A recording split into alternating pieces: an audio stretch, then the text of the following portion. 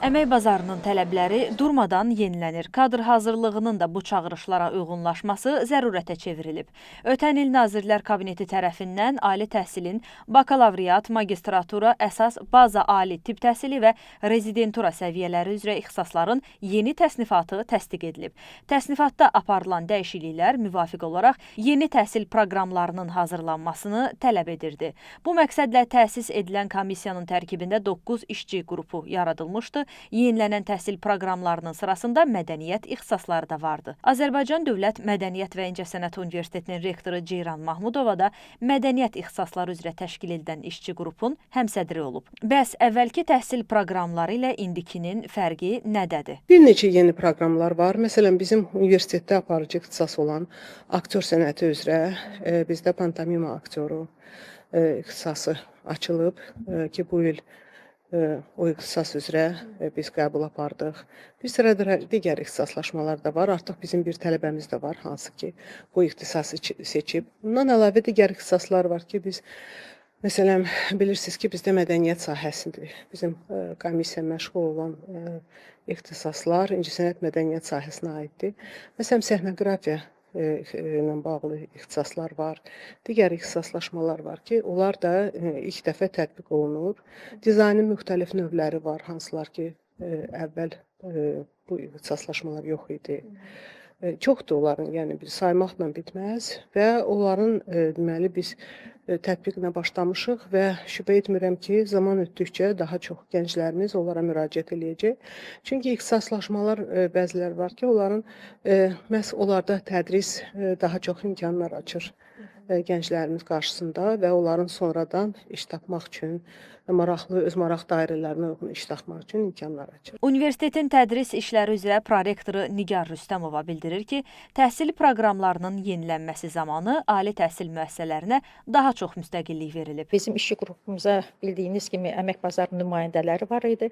Bir çox universitetlərin proqramın təlim nəticəsi ilə bağlı, yəni ixtisaslaşmanın proqramı təlim nəticəsi ilə bağlı təklifləri nəzərə alınmışdı, ümumiləşdirilmişdi və yeni ixtisaslaşmalar əlavələr olunmuşdu. Məsələn, aktyor sənəti ilə bağlı sizə deyə bilərəm ki, pantomima aktyoru ixtisaslaşması ilk dəfə idi bu hazırlığı verilir və bu il qəbulumuz var. Azərbaycan Dövlət Mədəniyyət və İncəsənət Universitetində yeni tədris proqramlarında göstərilən proqramın təlim nəticəsindən müvafiq olaraq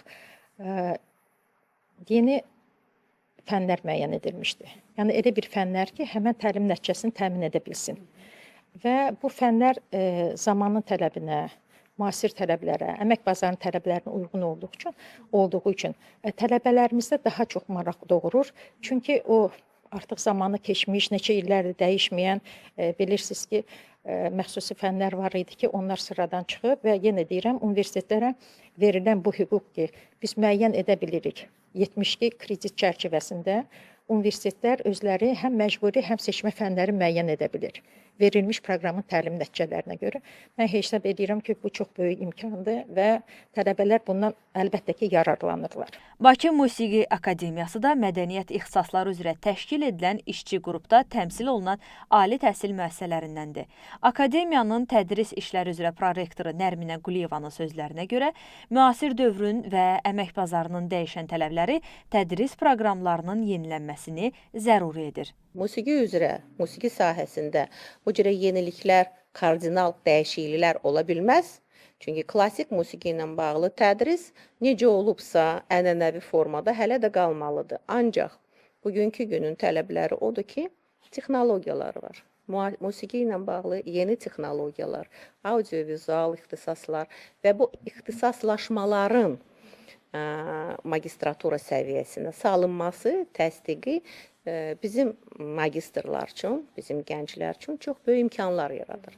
Onlar magistratura səviyyəsini bitirəndən sonra nəinki Azərbaycanda, dünyada özünə iş tapa biləcəklər. Amma bugün dünyaya baxsaq daha çox audiovizual istiqaməti inkişaf edib. Biz ona görə hesab edirik ki, Bakı Musiqi Akademiyasında məhz bu ixtisaslaşmanı biz açsaq, bizim bəstəkarlar üçün daha rahat olacaq özlərini öz musiqisi ilə dünyaya tanıtsınlar. Çünki akademik bazası olan bəstəkar eyni zamanda audiovizual musiqi ilə məşğul olanda onun hələ bir ki əlavə bir ixtisası olur, əlavə bir vərdişləri olur və bu da əlbəttə ona dünya bazarında yer tapmağa imkan yaradacaq. Azərbaycanda magistraturada pantomim ixtisaslaşmasının ilk tələbələrindənsiz. Bununla bağlı təəssüratlarınızı öyrənmək istəyirik. Hər bir aktyora bədən dili, plastika, bədən hərəkətləri lazımdır. Hər hansı bir fikri, ifadəni bədən dilindən ifadə eləyir, tamaşaçıya çatdırır. Mən düşünürəm ki, yeni illərdə, növbəti illərdə aktyorlar üçün daha uğurlu olar.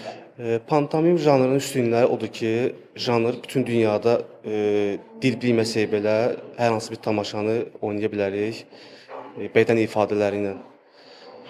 Bu bütün dünyada belədir. Yəni söz olmadan hər bir tamaşaçı bizim səhnəyə baxa bilər.